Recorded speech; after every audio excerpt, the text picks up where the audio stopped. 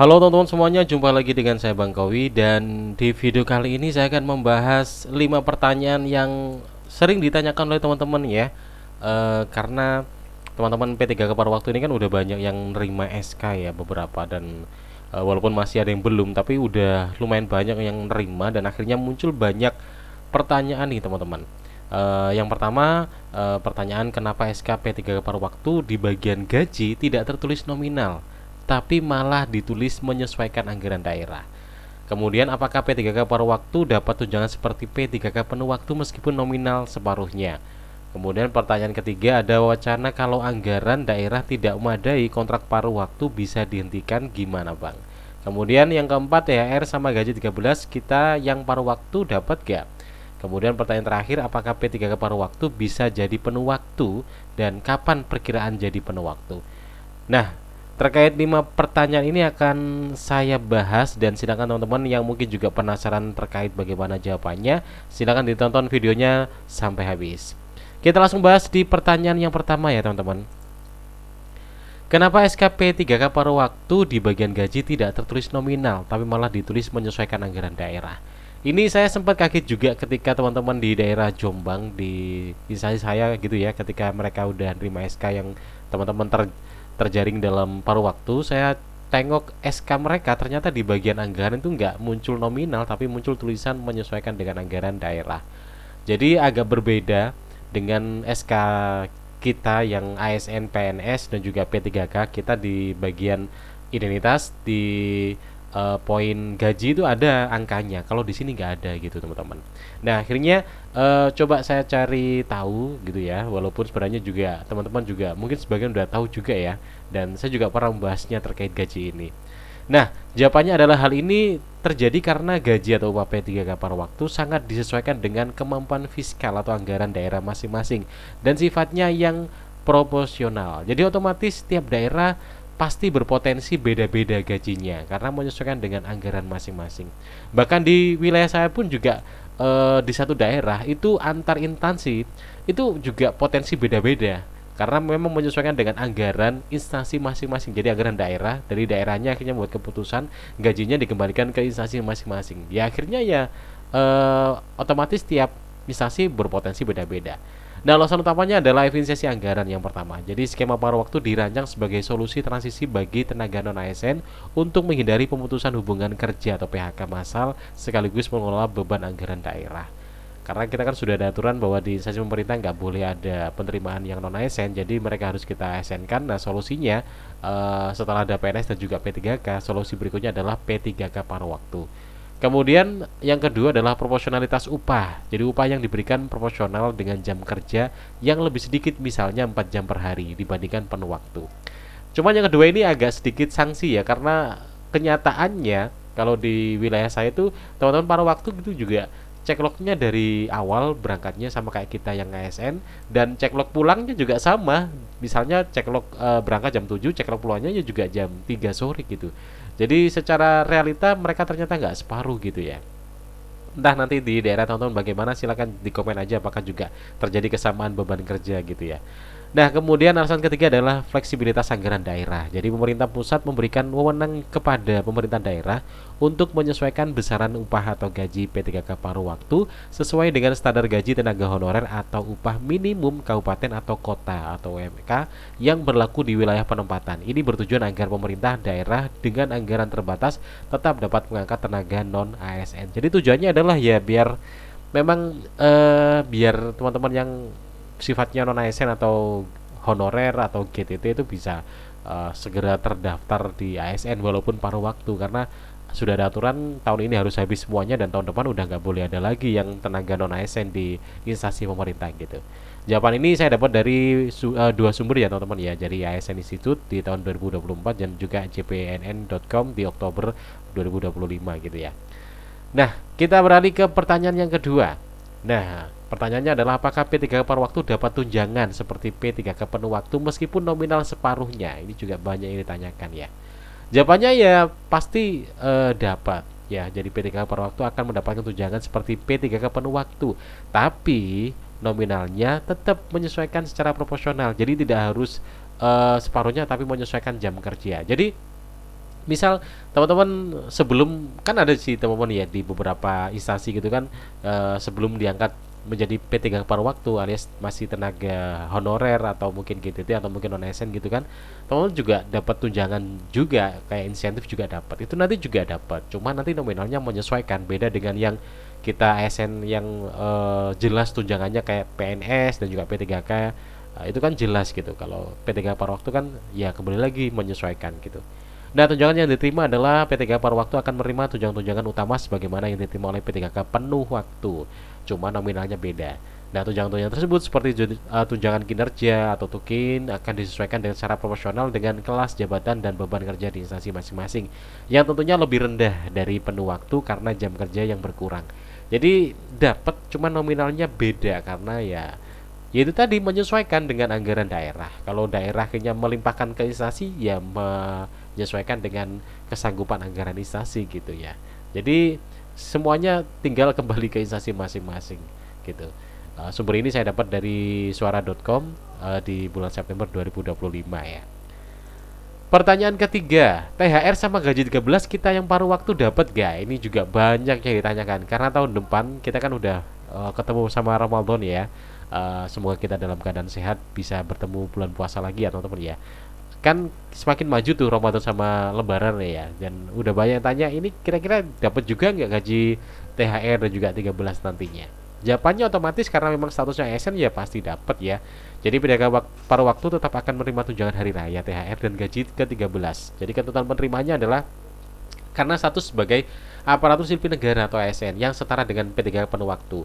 Karena teman-teman kan sudah punya NIP semua ya, jadi P3K paruh waktu juga berhak mendapatkan THR dan gaji ke-13. Tandanya teman-teman ASN adalah teman-teman punya NIP ya, yang itu dikeluarkan oleh pihak BKN. Namun perlu dicatat bahwa sejumlah tunjangan termasuk tunjangan kinerja dapat disesuaikan secara proporsional berdasarkan status paruh waktu dan jam kerja yang lebih sedikit. Besaran nominal yang diterima bisa berbeda-beda sesuai pangkat atau golongan dan kebijakan daerah. Jadi lagi-lagi teman-teman, walaupun memang diatur dapat, tapi yang memberikan dikembalikan ke daerah masing-masing gitu ya. Kalau yang ASN kayak PNS dan juga P3K penuh waktu itu kan langsung dari pusat. Jadi kalau presiden biasanya di informasi Ramadan akhir itu kan ngasih informasi ya terkait pencairan THR dan juga 13, kalau bilang cair ya udah, semua ASN yang PNS dan juga P3K penuh waktu pasti cair sesuai dengan nominal angkanya. Tapi kalau yang paruh waktu kembali lagi ya menyesuaikan dengan anggaran daerah masing-masing. Contoh simpelnya kayak gaji tukin deh. Tukin tiap daerah itu beda-beda. Ada daerah yang bisa memberikan tukin, ada daerah yang nggak bisa memberikan tukin karena memang APBD-nya nggak cukup gitu.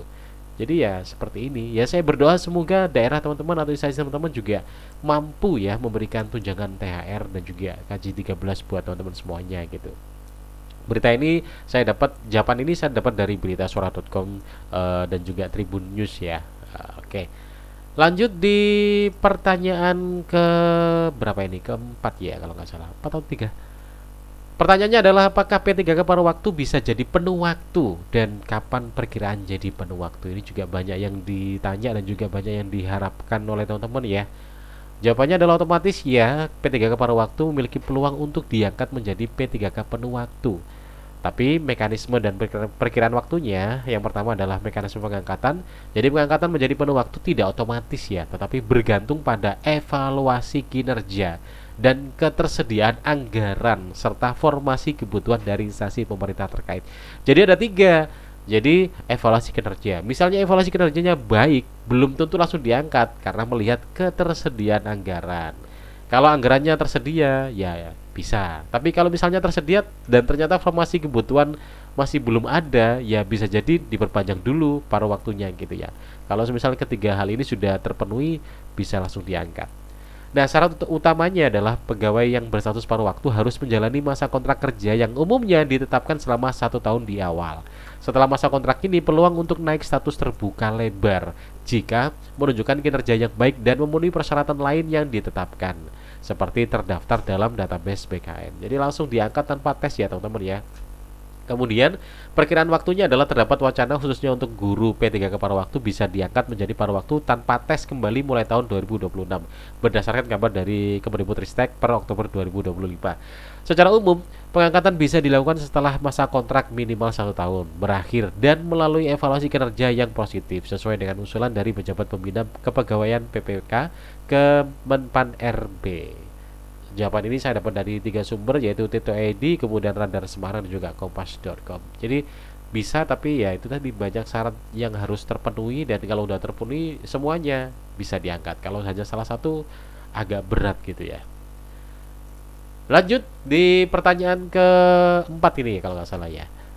Ada wacana kalau anggaran daerah tidak memadai, kontrak paruh waktu bisa dihentikan. Gimana Bang? Ini lagi rame beritanya ya. Bahkan berita ini tidak hanya eh, rame di kalangan yang paruh waktu, di penuh waktu juga lagi rame karena juga lagi gencar dibahas di berita-berita online gitu ya. Ya jawabannya adalah kontrak paruh waktu tidak otomatis dihentikan hanya karena kontrak habis ya. Jadi eh, bisa juga ketersediaan anggaran daerah memang menjadi faktor penentu untuk perpanjangan kontrak ya. Jadi faktor risiko penghentian kontrak satu evaluasi dan anggaran. Masa perjanjian kerja P3K paruh waktu ditetapkan selama 1 tahun dan dapat diperpanjang berdasarkan hasil evaluasi kinerja dan ketersediaan anggaran fiskal atau instansi. Kemudian ancaman tidak diperpanjang regulasi Kemenpan RB nomor 16 tahun 2025 menegaskan bahwa kontrak tidak otomatis diperpanjang.